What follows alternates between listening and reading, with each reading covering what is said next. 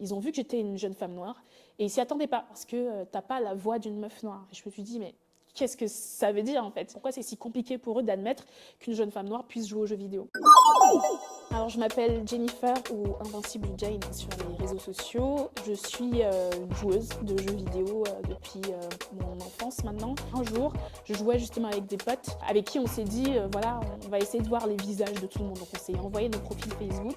Ils ont vu que j'étais une jeune femme noire et ils s'y attendaient pas. Donc ils étaient très surpris et ils m'ont dit bah voilà, on n'aurait jamais pu s'en douter parce que t'as pas la voix d'une meuf noire. Et je me suis dit mais qu'est-ce que ça veut dire en fait? Pourquoi est-ce qu'ils ne s'attendent pas à ce que je sois en fait sur ce genre de plateforme? Pourquoi c'est si compliqué pour eux d'admettre qu'une jeune femme noire puisse jouer aux jeux vidéo?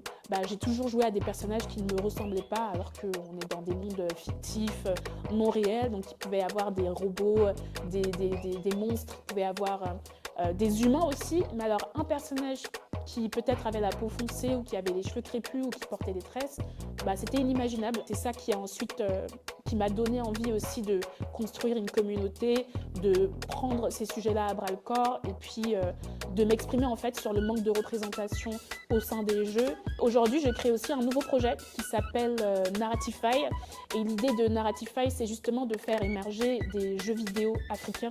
Parce que moi, mon objectif, c'est que ma nièce et mes neveux, ils grandissent tout simplement en se disant qu'il existe des jeux avec des personnages qui leur ressemblent, mais surtout qu'il existe des jeux qui proposent aussi des histoires, des narratives africaines que les gens ne connaissent pas. Les joueurs et les joueuses ont envie de voir de nouvelles histoires. On connaît les mythologies grecques, on connaît les mythologies nordiques, tout le monde connaît God of War, tout le monde a entendu parler de différents Assassin's Creed, tout le monde a déjà vu passer aussi des mythologies égyptiennes, mais quand il s'agit de l'Afrique subsaharienne, en fait, elle est complètement invisible dans les jeux vidéo. Quand elle est visible, en fait, elle est représentée de manière caricaturale.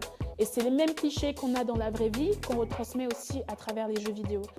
Quand on voit l'Afrique dans les jeux vidéo, on pense à un jeu comme Resident Evil. Et on pense encore aujourd'hui que l'Afrique, ça ne vend pas en fait. La diaspora et les Africains eux-mêmes consomment du jeu vidéo. L'Afrique représente 1% du marché mondial du jeu vidéo.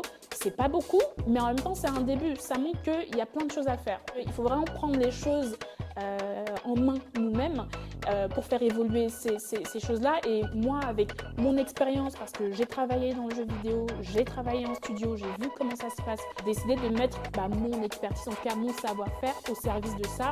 Et c'est un pur bonheur de se dire qu'on pourra faire découvrir à tout plein de gens des mondes qu'ils n'ont pas encore explorés. Et in fine, j'espère, c'est vraiment l'objectif, changer aussi un peu